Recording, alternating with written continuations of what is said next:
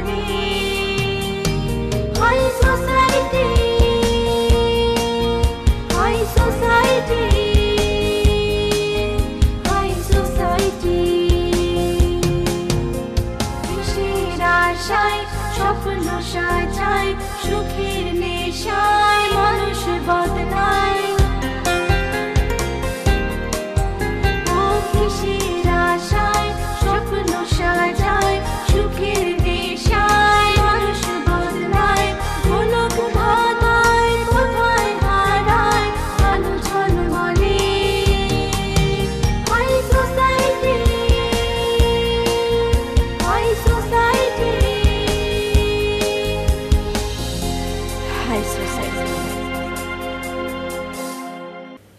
ওকে তুমি যাও মিলি দরজা খোলা আছে কি আমি হ্যাঁ আমি মিথ্যে কথা বলেছিলাম মিলি দরজা খোলা আছে তুমি যাও যাও প্লিজ যাও লিলি একদম বাজে কথা বলবে না কিন্তু বাজে কথা আমি না, বাজে কথা বলছেন আপনি। Mind it. লিলি আম্মা আপনি আমার কথা বিশ্বাস করেন আমি যা করেছি বুঝে শুনেই করেছি ওই সোহানা আমাকে মারবার জন্যে এই বাজে কথাটাই তখন থেকে শুনে যাচ্ছি। এটাকে বাজে কথা বলছেন কেন আপনি? বাজে কথাকে বাজে ছাড়া আর কি বলবো? মোটেও না। আমার সঙ্গে তর্ক করবি না ইব্রাহিম। এটা তর্ক না, এটাই বাস্তব রিয়েলিটি। ডেভিল, হ্যাঁ ওই ডেভিলেরই কাউকে দিয়ে কাজটা করিয়েছে। তোর মাথা করিয়েছে। এবার একটা গেম খেলব। গেম? সেটা কি রকম? নতুন করে ধরো ইব্রাহিম খলিলকে গুলি করে ফেলে দিলাম। হোয়াট? চমকে উঠলে? তোমার মুখে এসব কথা কি যে নির্লিপ্ত শোনায়। হ্যাঁ সেটা তো শোনাবেই, কারণ মৃত্যু আমার কাছে কোনো বড় ব্যাপার না। ও ওয়াহিদ প্লিজ, আমার ভীষণ ভয় করছে। ভয়ের কিছু নাই বেবি, আস্তে আস্তে সব ঠিক হয়ে যাবে। আমার না খুন খারাপের কথা শুনলেই কিরকম ভয় লাগে, বমি পায়। নিউ কামার তো, তাই এরকম মনে হচ্ছে। কোনোদিন কি ঠিক হবে? অবশ্যই হবে, হতে বাধ্য। বলেই ভালো। সোনিয়া বলো। আমি চাই তুমি নিজ হাতে ইব্রাহিম খলিলকে খুন করবা। কি বলছো? হ্যাঁ। আমি কিভাবে? পারবে না সোনিয়া? অসম্ভব, আমাকে দিয়ে খুন খারাপই সম্ভব না। সম্ভব না? তাহলে তুমি ডেভিলের বন্ধু হবে কিভাবে? কি বলছো তুমি? ভুল বলছি না ডার্লিং, বাকিটা জীবন যদি তুমি আমার সঙ্গে কাটাতে চাও তাহলে কথাটা তোমাকে সহ্য করে যেতে হবে। আমি চেষ্টা করব। কিন্তু কিন্তু আমি যেটা চাই না। কেন? সোনিয়া আমি চাই তুমি আমার সঙ্গে আমার মতো করে থাকবে। সেটা কেমন? তুমি যখন ডেভিলের বন্ধু হবে তখন তুমি হবে আরেকটা ডেভিল। কিন্তু তার জন্য তোমাকে খুন করতে হবে, রক্তপাত ঘটাতে হবে, বিষে দিতে হবে শয়তানের শিরায় বসিয়ে। পারবে না ডার্লিং? পারবে না? আমি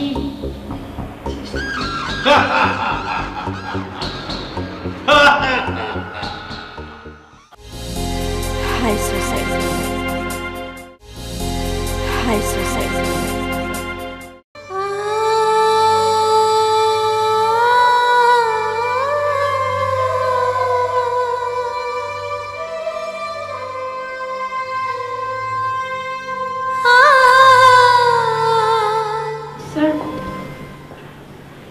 সরি স্যার, আমি বোধহয়।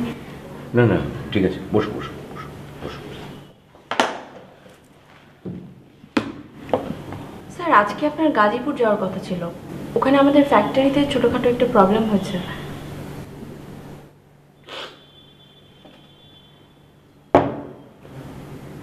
বিয়ে করবে?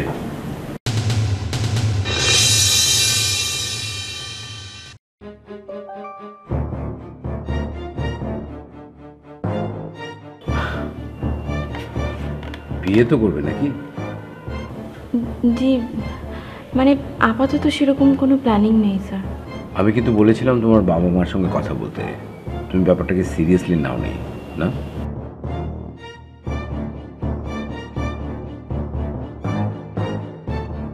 আসলে হয়েছে কি স্যার, তাহলে আমি তোমাকে প্রস্তাবটা দিয়েই ফেলি।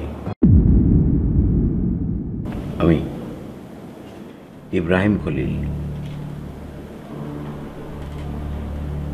বিয়ে করতে চাই। তুমি রাজি?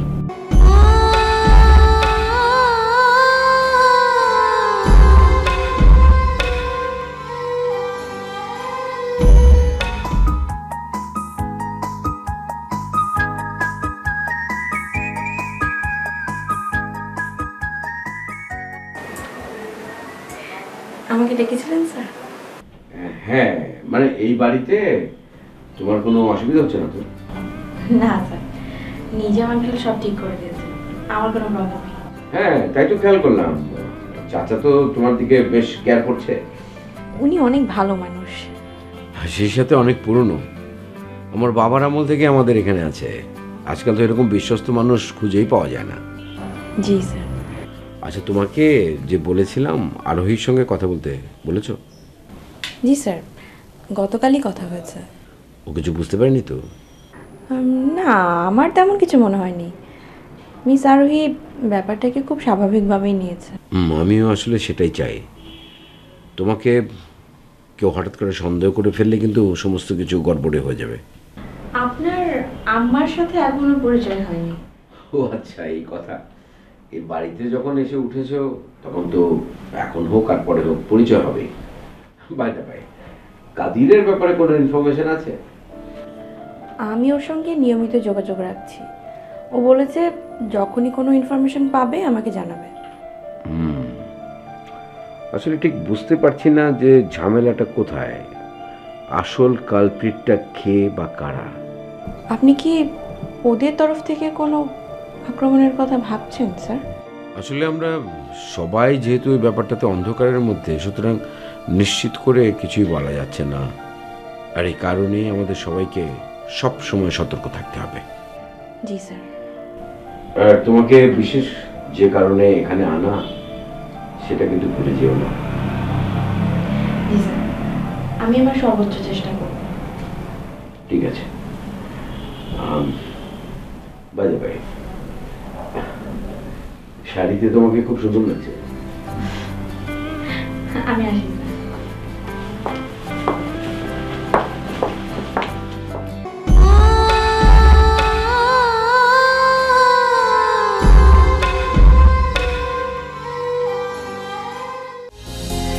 High society.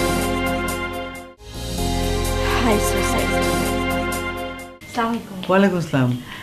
তোমার নাম সোহানা? জি ম্যাডাম। বাহ, সুন্দর নাম। বসো। তোমার কথা ইব্রাহিমের মুখে অনেক শুনেছি, কিন্তু কখনো দেখা হয়নি। আমারও আপনার সঙ্গে পরিচিত হওয়ার খুব ইচ্ছে ছিল। তাই নাকি? বেশ, তাহলে তো ভালোই হলো, পরিচয়টা হয়ে গেল। জি। ইব্রাহিমটা কেমন ছিল দেখো, তোমাকে বাড়িতে নিয়ে এসে উঠালো, অথচ আমার সঙ্গে একবারও পরিচয় করিয়ে দিল না। ও বরাবরই এরকম অগোছালো, বিজনেস ছাড়া কিচ্ছু বুঝতে চায় না। তা মা, আমাদের এখানে তোমার কোনো প্রবলেম হচ্ছে না তো? জি না, একদমই ঠিক আছে। শোনো, যে কোনো প্রবলেম হলে বলবে, ম্যানেজার সাহেব আছেন, উনি তোমাকে হেল্প করবেন। জি ম্যাডাম, আমাকে নিয়ে আপনার এত চিন্তা করতে হবে না, আমার সব ঠিক আছে। হ্যাঁ, ঠিক থাকলেই ভালো। তোমাকে সবসময় ঠিক থাকতে হবে। Yes madam. কি তখন থেকে ম্যাডাম ম্যাডাম শুরু করেছো? তোমার মুখে ম্যাডাম শুনতে আমার ভালো লাগছে না। Sorry ma'am. তুমি আমাকে আর কখনো ম্যাডাম বলবে না। তবে তুমি আমাকে আন্টি বলে ডাকবে। ইয়ে মানে এত আনইজি ফিল করার কি আছে? ধরে নাও আরোহীর মতো তুমি আমার আরেকটি মেয়ে। Thanks aunty. কি বলে যে আপনাকে আমি কৃতজ্ঞতা জানাবো বুঝে পাচ্ছি না। এবারই সবাই অনেক বড় মনের মানুষ। এই দেখো মেয়েটা কেমন ইমোশনাল হয়ে পড়েছে। কাছে এসো আমার, জি কাছে এসে বসো।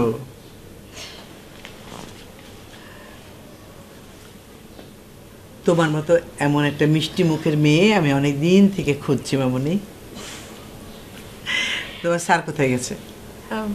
স্যার একটু কাজে বাইরে গেছেন। তোমাকে না বলেই চলে গেছেন? জি না, মানে বলেছেন কি যেন একটা কাজে যাচ্ছেন। যেতে দেবে না, এমন হুট হাট কোথাও ছাড়বে না, ওকে বেঁধে রাখতে চেষ্টা করবে। কি বলছেন আন্টি? উনি আমার বস। আর আমি ওর মা, মা হয়ে আমি তোমাকে নির্দেশ দিচ্ছি, বুঝতে পেরেছো?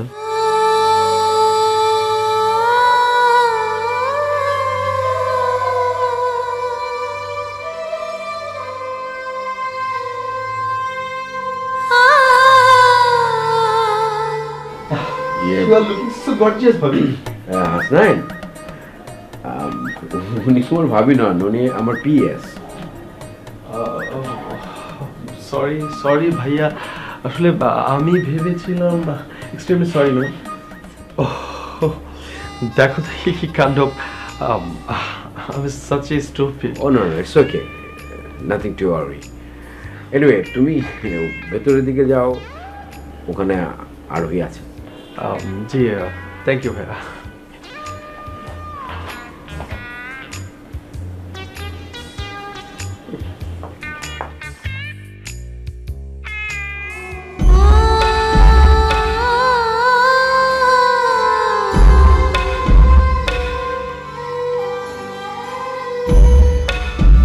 বলবে সোনা? আসলে আমি জানি না যে এই বিষয়ে কথা বলাটা আমার ঠিক হচ্ছে কিনা। তুমি আমার পিএস, আর তার চেয়ে বড় কথা হচ্ছে তুমি তো এখন এই বাড়িরই একজন মেম্বার। তোমার মুখে তো এই কথা মানাচ্ছে না। কিন্তু এই বাসায় এখন যেই পরিস্থিতি হয়েছে, এটা তো আমাদের কারোরই কাম্য ছিল না। তুমি কি কোনো ব্যাপারে শায়লাকে ইঙ্গিত করে কোনো কথা বলতে চাচ্ছ? ইঙ্গিত নয় স্যার, আমি ওনাকে নিয়েই কথা বলতে চাইছি। আমি জানি শায়লাকে নিয়ে বাসার প্রত্যেকেই খুব ডিস্টার্বড। সে যা করে বেড়াচ্ছে, ডিস্টার্ব হওয়াটাই কি স্বাভাবিক না? শায়লা যে কখনো এমন করতে পারে এটা আমি কখনো ভাবতেই পারিনি। সে আপনাকে ভালোবাসে। ভালোবাসার নমুনা যদি এই হয়, তবে আমি তাকে ঘৃণা করি। হয়তো তার ভালোবাসাটা জেনুইন, সে আপনাকে হারাতে চায় না। আর তুমি? আমি আমি কি? তুমি কি মানে? আরে তুমি তো সব। তুমি আমাকে বলো, তুমি কি আমাকে হারাতে চাও? High society, high society. এইসবের মাঝে আমি এমন নোংরাভাবে জড়িয়ে গেছি, আমাকে আর এসবের মধ্যে না টানলেই ভালো। তুমি কি বাই এনি চান্স শায়লাকে ভয় পাচ্ছ? নোংরামির যেই পর্যায়ে সেই সব পরিস্থিতিকে নিয়ে গেছে, তাতে তাকে ভয় না পেয়ে উপায় আছে? আমি বলবো না সোনা, তোমাকে ভয় পেলে চলবে না, এবং এত সহজে হেরে গেলেও চলবে না। এখানে আমার হেরে যাওয়ার প্রশ্ন আসছে কেন? আমি তো কারোর সঙ্গে কম্পিটিশনে নেই। কেন তুমি এভাবে হাল ছেড়ে দিচ্ছ বলো তো? কি হয়েছে তোমার? স্যার, আপনি খুব ভালো মতোই জানেন যে এইসবের হাল আমি কোনোদিন ধরিই নি, যে হাল ধরা বা ছেড়ে দেওয়ার প্রশ্ন উঠবে। কিন্তু আমি তো তোমার মনের কথা পড়তে পারি সোহানা। মানে? হ্যাঁ সোহানা, আমি বেশ কিছুদিন ধরে লক্ষ্য করছি আমার ব্যাপারে তুমি ভীষণ দুর্বল। You R fallen. স্যার, আপনার মনে হয় বুঝতে ভুল হচ্ছে। এখানে অস্বীকার করার কিছু নেই, বা লজ্জা পাওয়ার কিছু নেই, গোপন করারও কিছু নেই।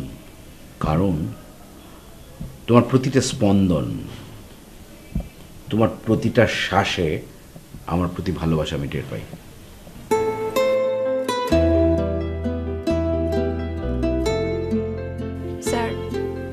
আপনার বোধহয় কোথাও ভুল হচ্ছে। ভুল ভুল হবে কেন? আমি যাই। দাঁড়াও সোহানা, তার মানে তুমি বলতে চাইছো তুমি আমাকে ভালোবাসো না? আমার মতো একটা মেয়ের ভালোবাসার না বাসায় আপনার কি আসা যায় স্যার? আপনি তো Ibrahim Khalil, one man industry. আমাকে নিয়ে বেশি ভাববেন না স্যার, তাহলে অযথায় নিজের অনুভূতিকে কষ্ট দেওয়া হবে।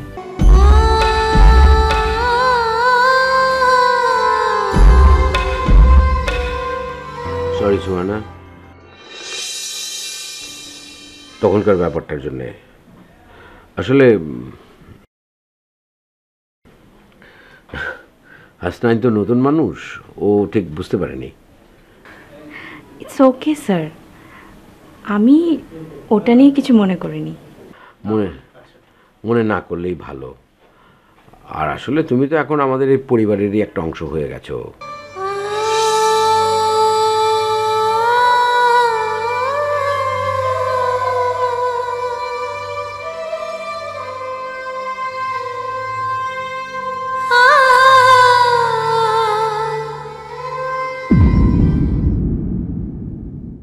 কিন্তু আমি যে তোমার পরাজয় মেনে নিতে পারবো না। সেটা তোমার ব্যাপার। এভাবে বলছো কেন ইবু? তুমি যেভাবেই হোক ওই কালপ্রিট ডেভিলটাকে খুঁজে বের করো। সেই চেষ্টা যে আমি করিনি সেটা তোমাকে কে বললো? সেটা একটা ব্যর্থ চেষ্টা যেখানে তুমি সফল নাও, সেটা কোনো চেষ্টাই না। হয়তো এমন হতে পারে ডেভিল আমার সাথে ধরতো। তোমার প্রশ্নের উত্তর কিন্তু আমি দিয়েছি। আমি জানি আর কিছু? না। তোমাকে দেখে মনে হচ্ছে তুমি কোনো কিছু নিয়ে টেনশন করছো। না আপু, তোমাকে স্বাভাবিক মনে হচ্ছে। তুমি মনে হয় আমার উপর খুব বিরক্ত। না, মিথ্যা বলছো। মিথ্যা বলে কি লাভ? বলছো তো তুমি।